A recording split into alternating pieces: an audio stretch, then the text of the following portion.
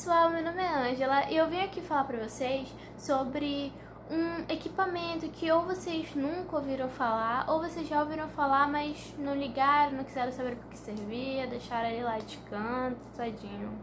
Mas o nome dele é gerador de Van de Graaff. Eu vou contar um pouco sobre a história, sobre o seu funcionamento e mais outras coisas.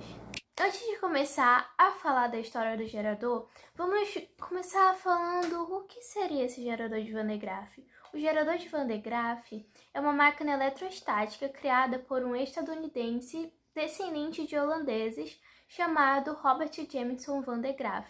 Ela foi criada por volta de 1929 com a finalidade de você criar altas tensões. Partindo para a história tanto do criador, do gerador e do gerador, começamos a falar de Robert Jameson Van de Graaff.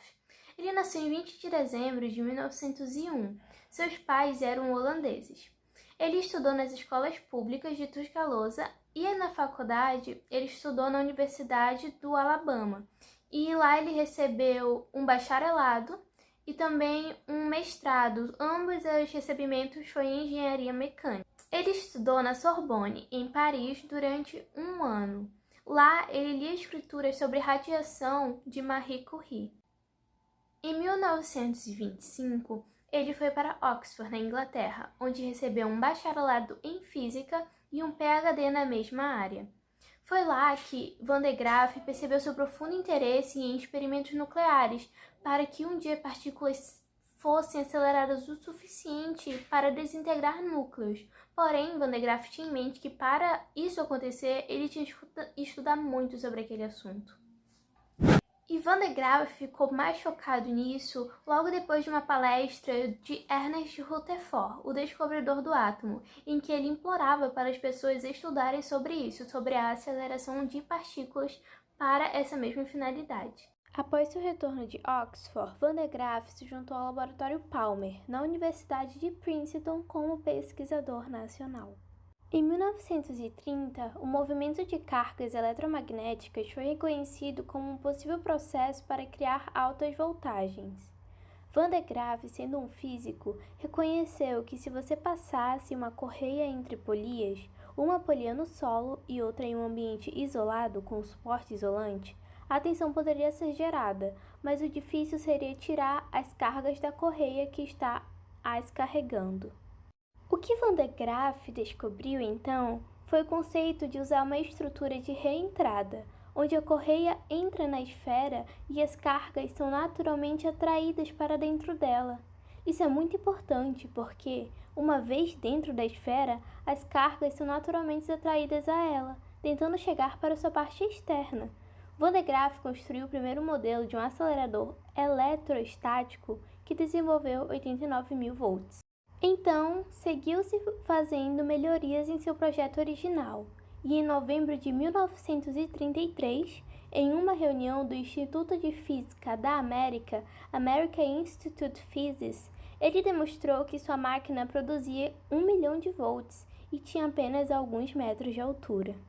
A primeira grande máquina que Van de Graaff construiu foi no Instituto Tecnológico de Massachusetts, quando o presidente do instituto, Carl Compton, o convidou. Em 1935, Van de Graaff recebeu a patente por sua invenção.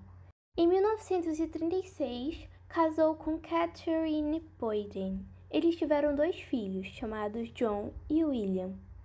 Robert Jameson Van de Graaff morreu na manhã do dia 16 de janeiro de 1967, em Boston, com 65 anos de idade.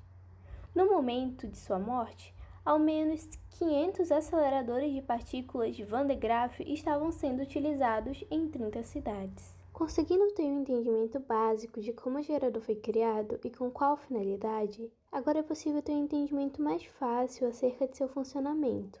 Lembrando que esse equipamento foi indispensável para a condução das pesquisas sobre a constituição dos átomos e pesquisas nucleares.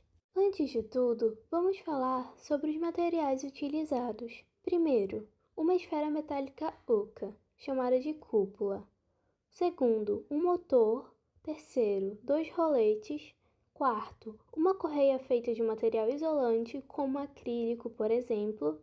Quinto, uma coluna de sustentação isolante. E sexto, chapas metálicas contendo dentadas na forma de pentes. Geralmente, a coluna é confeccionada em acrílico ou PVC.